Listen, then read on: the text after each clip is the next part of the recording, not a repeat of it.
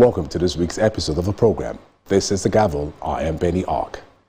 The House of Representatives hosted the service chiefs and the Inspector General of Police for the inaugural sectoral debate on security. Here is the report. For the first sectoral debate on security, the House of Representatives received the service chiefs and the Inspector General of Police. The House had rejected the representatives sent by the security heads, insisting that they must appear in person. The session was kicked off by the Speaker of the House. This session with the heads of security agencies is an important opportunity to brief the House on the progress made so far and other lingering challenges. Members will be able to ask questions on context-specific issues. I will be given ample time to respond to these issues raised. A motion for a closed-door session was temporarily turned down by the Speaker. In the interest of the honorable members as well as their constituents and the interest of the gallant military and other agents of coercion in the field, I suggest that this kind of critical security issues to be discussed in an in-depth analysis on the floor of this House should be had in an executive session. We will have engagement that will do openly, and then we'll have an engagement that will be done in executive session. Questions that cannot be answered in public, we will do it in executive session. We are not saying that we will allow them to go scot-free without answering. The service chiefs gave their opening remarks on their challenges and efforts in their various formations to address security challenges across the country. The use of improvised explosive devices confer advantage on an inferior force. And the classical example I used to use is when you have a force that uses crude incendiary made with about 20,000 naira, destroying a tank purchased for about 1 million naira. I'm requesting the House to intervene in ensuring that we are able to enhance our surveillance capability to cover the backwaters. If we do this, we should be able to adequately say that those other activities of oil theft, pipeline vandalization, illegal refineries and so on, we'll be able to see them 24 hours irrespective of the weather.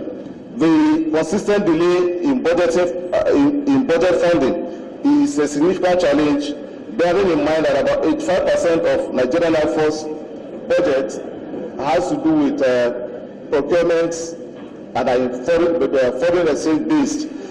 What the citizens want is performance. They want us to serve them. We are willing to serve them, but we need your cooperation. We need funding. We need more manpower. We need logistics. We need to train our men adequately. The Chief of Defense Staff shared the concerns of the security personnel, which he fears is affecting their morale. There are a lot of Boko Haram elements that have been captured and have been kept. We have kept them for over 5-6 years. We, the armed forces, cannot prosecute. We can only provide protection for them. Some of them have been found to be wanting, but no prosecution. So we are keeping them for this lengthy period. Everybody accusing the armed forces of keeping them against their human rights, but we cannot prosecute. You do all your efforts. You make an arrest. You hand over. Before you enter your vehicle, the man is released on bail. The other ship that was arrested 10 years ago. It was arrested, it was handed over, the ship went and changed its name, changed its color, and came back again. 10 years later, we arrested the same ship. He also drew attention to the self-acclaimed leader of the indigenous people of Biafra. Samuel Ekpa has become a menace to this country. So the country must act on it diplomatically. Finland is having a free way, encouraging him to do what he's doing. By his utterances and his actions, is affecting what is happening in Nigeria. We should never allow that, sir. The House then went into an executive session for answers to their questions behind closed doors. For the second in the series of sectoral debates by the House, The focus was on the nation's economy. The Ministers of Finance, Budget and National Planning, the CBN Governor and the FIRS Chairman were admitted into the chamber, and the debate was kicked off by the Deputy Speaker.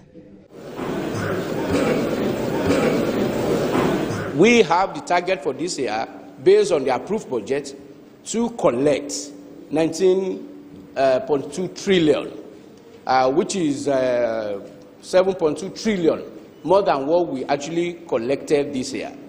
And given this economic condition and with the promise of Mr. President that we are not going to introduce additional tax, we are not going to increase any tax, considering the situation and welfare of our people. The liquidity of the foreign exchange market for quite a while has been less than satisfactory, as a result of which the central bank has rolled out certain policies to ease that.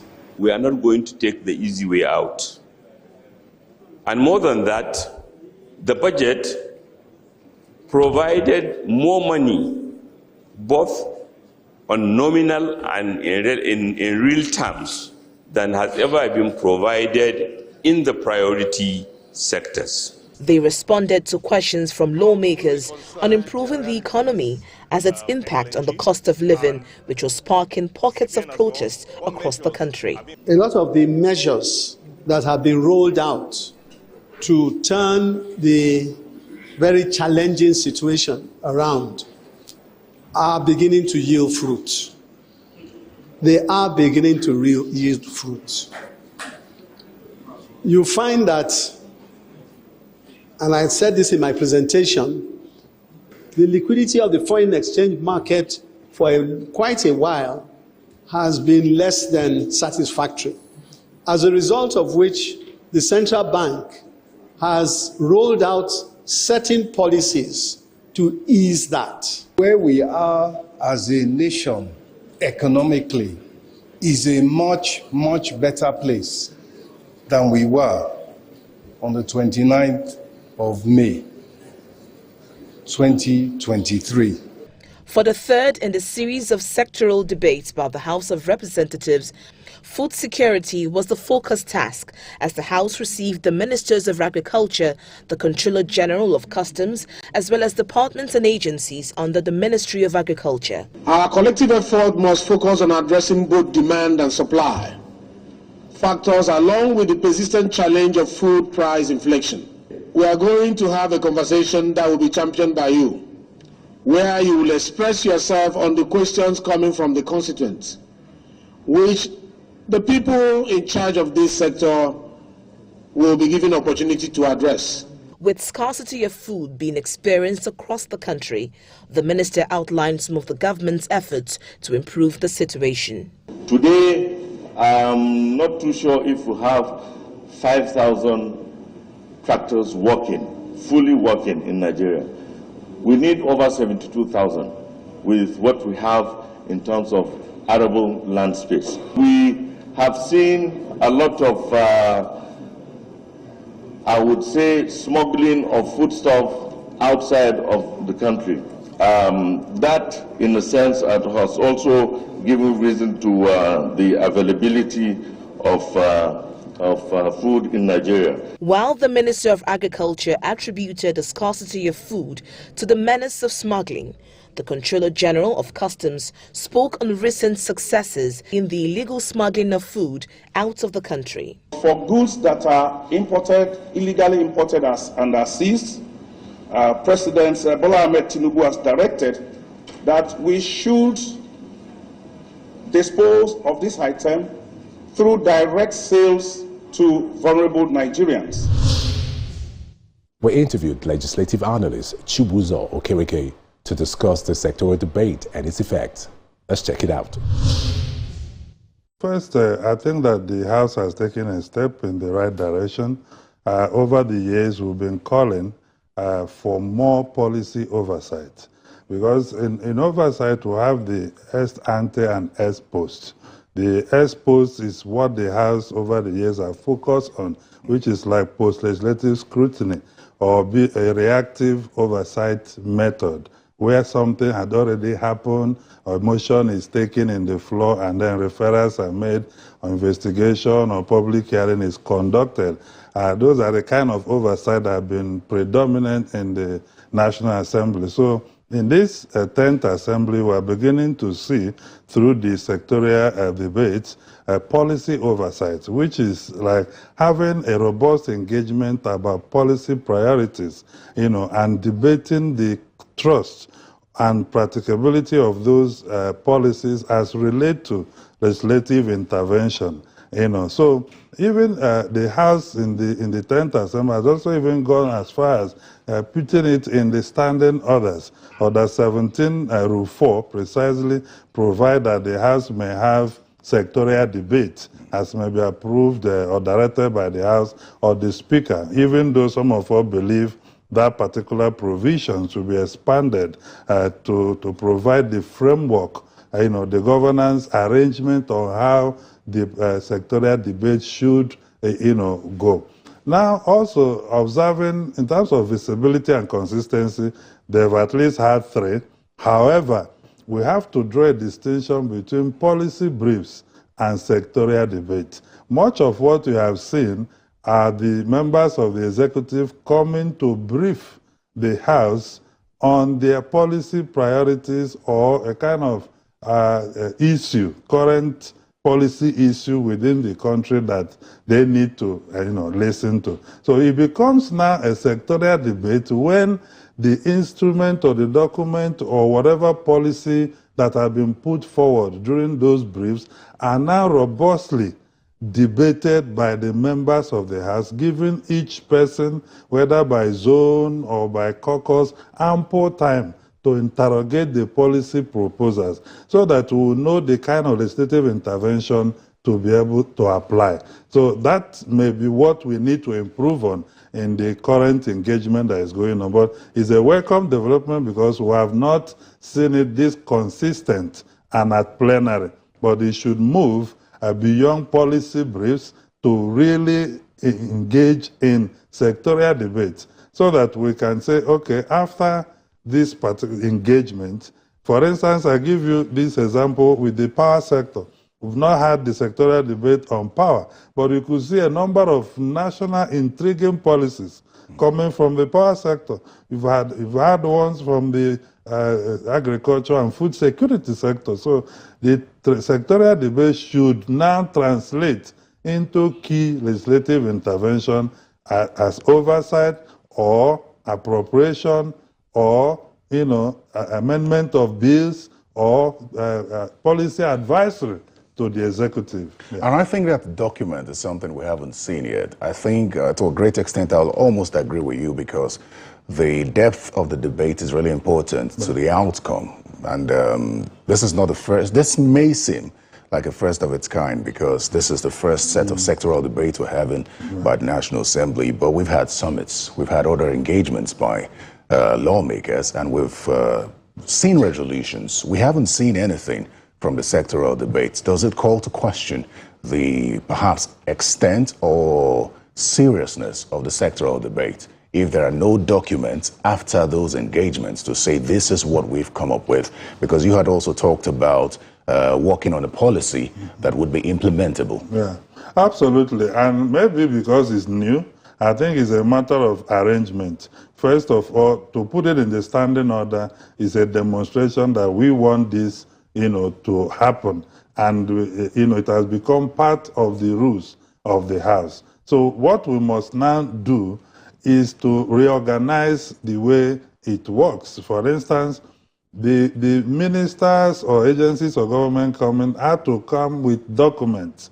They will speak to those documents and then the document will form part of working tools for the House. Then but they do come with their policy briefs. Those documents, they come with the documents. Those documents are now to be debated robustly, which every member had to get a copy. And then in the end, the resolutions will be clearly reached, which has to be contained in the vote and proceedings of the House, adopted by the House. On that grounds, referrals can now be made to either specific committees on key legislative action to be taken. For example, it could require amendment of specific sections of existing law, creating even new ones, or even sending an advisory in terms of resolution to the particular agency or the presidency itself. Welcome back.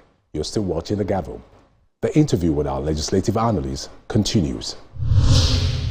You know, what the House is doing has been described as many as commendable. And there are those who also question why the National Assembly is not doing it as a joint session, at least in these cases, because to a great extent, the weight which the Senate and the House will present is different from that which one chamber will present, especially because they talk about certain amendments that could go into place because of the policies that will be generated or the advisories that will go to the executive arm of government. So does it bother you that this is just a one-chamber action and doesn't involve the other chamber? Well, I would say it doesn't bother me that much, and the reason is simple. We in our democracy design, we have two chambers with coordinate jurisdiction, and items can emanate from one, and by law it requires concurrence of the other. I agree that probably during the debate or engagement, the Senate can gain more insights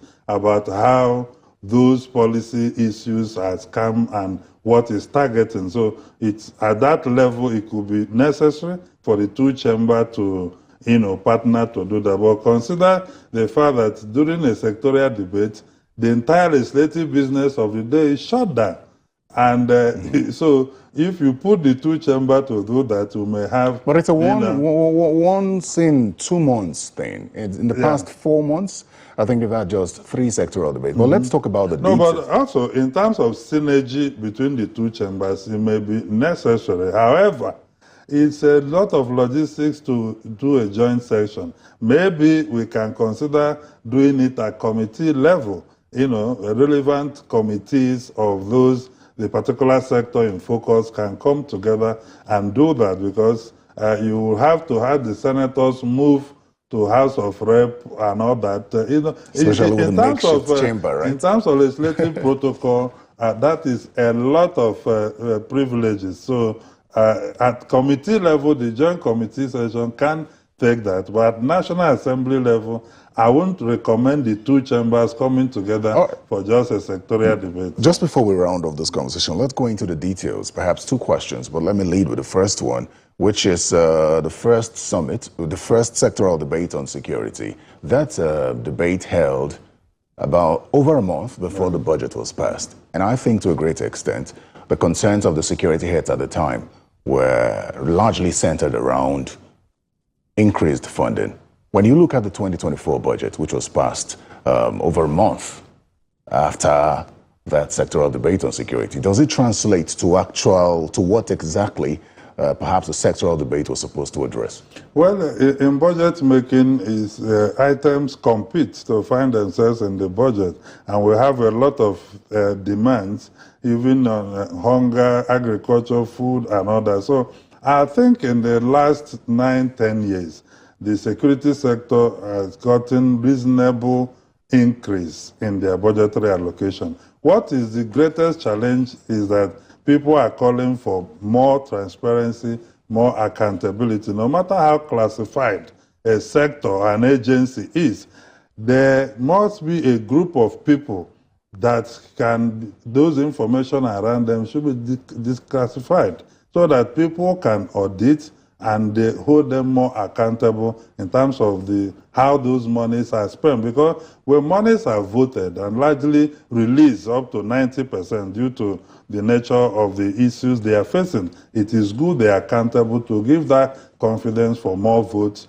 to come. So I could say that they could receive more, but we can always have supplementary budget and what have you. And then there's the sectoral debate on the economy and agriculture, which both of them, to an extent, called for an improvement in the standard of living and cost of living in the country. Many question impact. So would you say that this sectoral debate has been impactful in the past month or two since they talked about the economy? We cannot measure impact until they implement this budget. So I think that in terms of visibility and consistency, it has shown that these two arms of government can work together to effect policy change and play supportive role to each other. We spoke with Honorable Ceci Wigan, who represents Badagry Federal Constituency in Lagos State, to learn about his strategy for engaging with his constituents and his plans for them.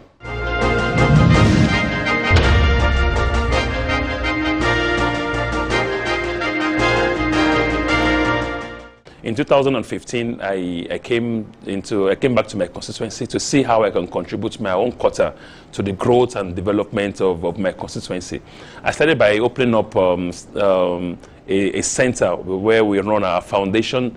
We started with few projects. In 2016, we donated, we renovated a whole health center. It's called Pota Health Center, for the people of the community.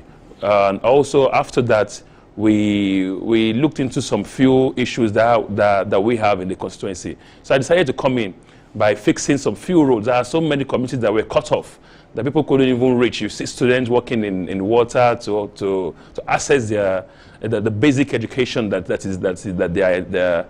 are entitled to. So we decided to build some few bridges just to connect communities. After that as well, we opened the center when they were struggling in the entire constituency to register for their NIN. They couldn't have access to their bank applications. They couldn't have access to whatever they have in their. We opened up a center where we were doing free NIN, and so far between 2018 till date that we opened the center, I can tell you that we registered more than 60,000 people, and at the same time, out of those people, we had buses that were moving them from communities to the center and moving them back to their communities. My plan is to see how we can facilitate some few projects like hospitals to some few communities who don't have access to basic health. I also intend to see how we can facilitate schools to few communities that do not have. We see some kids traveling kilometers just to access basic education. I feel that is unnecessary, and that is something that I can address. So I intend to see how we can facilitate schools to these communities just to make education closer, bring education closer to our people. Aside from that, we want to empower our youth. We want to empower our women. We want to empower our old ones. The kind of empowerment that I propose is not the empowerment that we do just for political sake. We want to genuinely empower them, see how we can bring in projects that will build their capacity, how we can bring in projects that will enhance them, and see how they can enhance them and contribute back to the community and also contribute to their own daily livelihood. Like I say to the few ones that cares to listen in my constituency, the federal government is not going to employ everyone.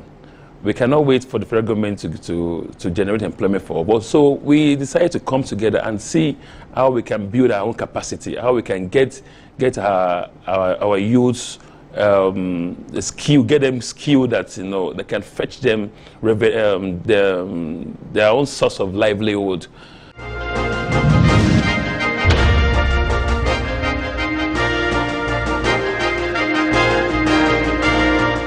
Our program for this week has come to an end.